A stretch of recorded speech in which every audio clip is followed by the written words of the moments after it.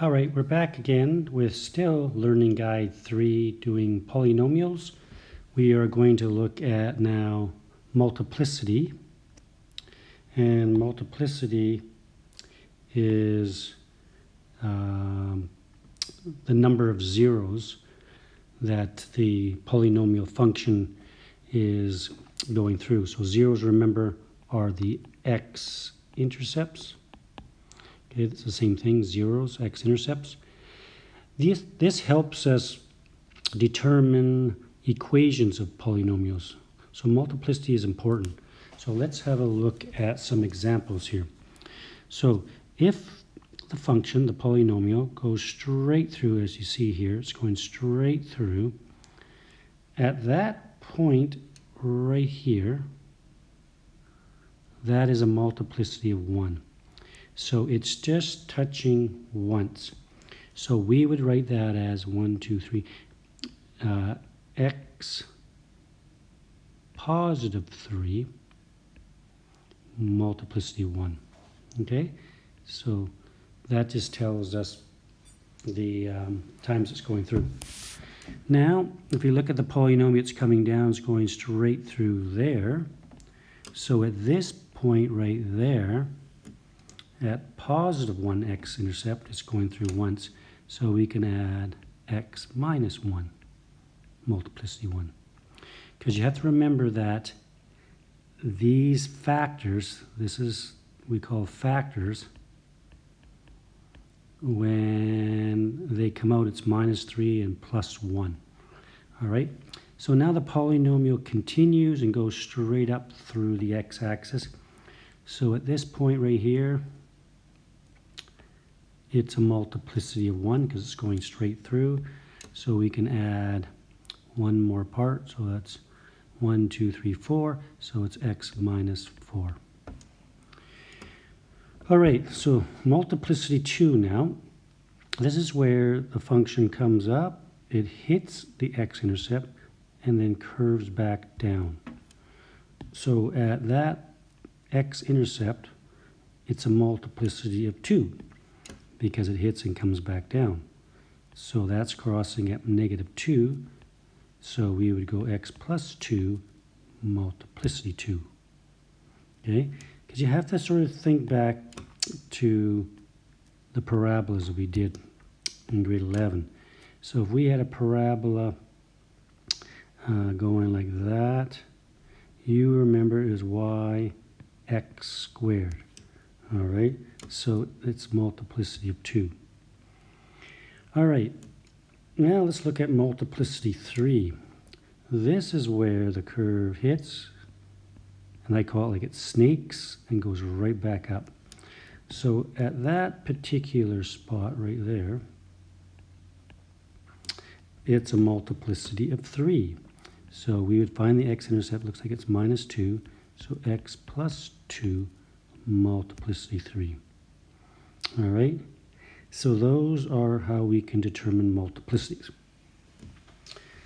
Now, going down to topic 4 now, we are going to analyze the graphs. Okay, so the first graph we have here, it's got indicated points. So it's got an x-intercept right there at negative 3, an x-intercept right there at a positive 1, and one there at 4. And it also gives us a y-intercept right there. So what we are going to look at, first thing is the degree. So with the degree, you want to look at the multiplicity. All right, so let's look at the multiplicity. So this function, let's take a red, is going straight through. So that's a multiplicity 1. Then it's coming down, going straight through. There's a multiplicity 1. Then it's coming back up, going straight through. That's a multiplicity 1. So we know that it's going to be a third degree. All right, it's got 3 multiplicities. Now, the next thing we're going to look at is the sign of the leading coefficient. So what is the sign? So this is pretty straightforward and pretty easy because all you have to look at is where these arrows are going.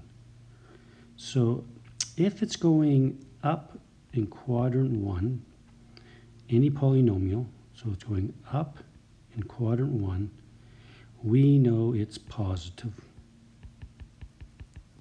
So in this answer here, it's positive. All right. Now, the second part is a little trickier. It's going to ask us, what is the leading coefficient? This is more involved now because it wants to know that number, which is like our stretch. So this is what we have to do. We go down here, we need some room. We are going to look at setting up an equation. So y equals a, the leading coefficient. So let's make note of that. That a is the leading coefficient.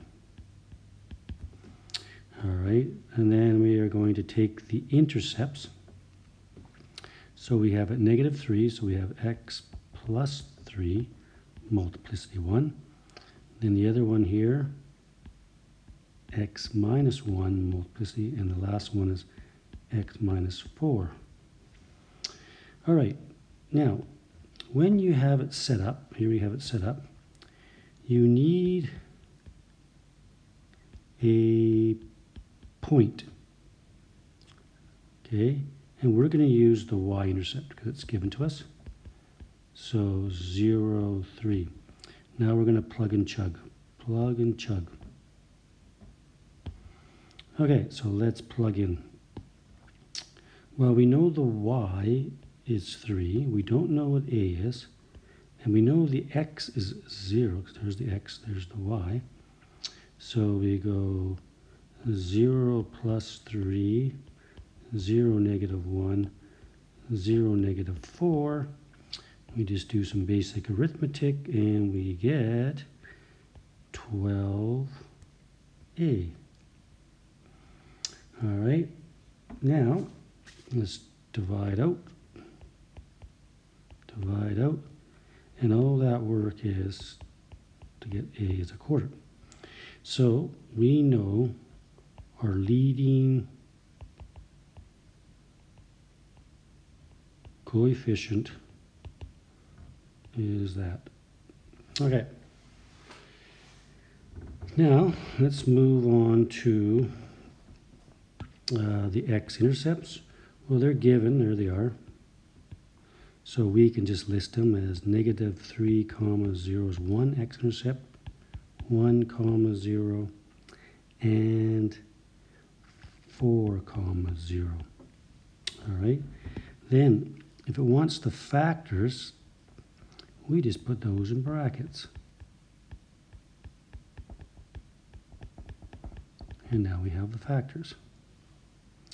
Now the last thing we want to do is we want to now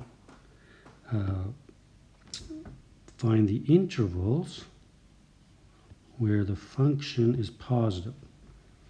Okay, so I'm going to take out my blue pen here, and I'm going to shade where it's positive. Where is it? Where is the curve, the function, above 0? So I know it's above here to there. So it's in between there, and it's above here. So all the way there. So I can write this as positive interval. I can say x is between, we got 1, 2, 3, so -3 and 1, and x greater than 4. Okay, so make sure you pay attention because I am not putting lines on the bottom here. It's very, very important. No lines.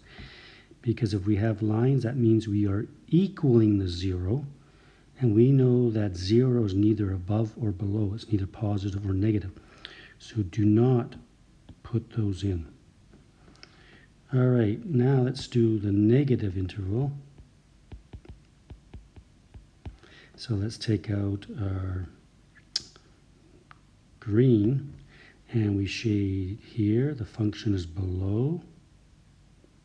Okay, and it's below here. So it's below everywhere out there and in between there. So we can write the answer. It's x where it's less than -3, all those values. And it's between 1 and 4.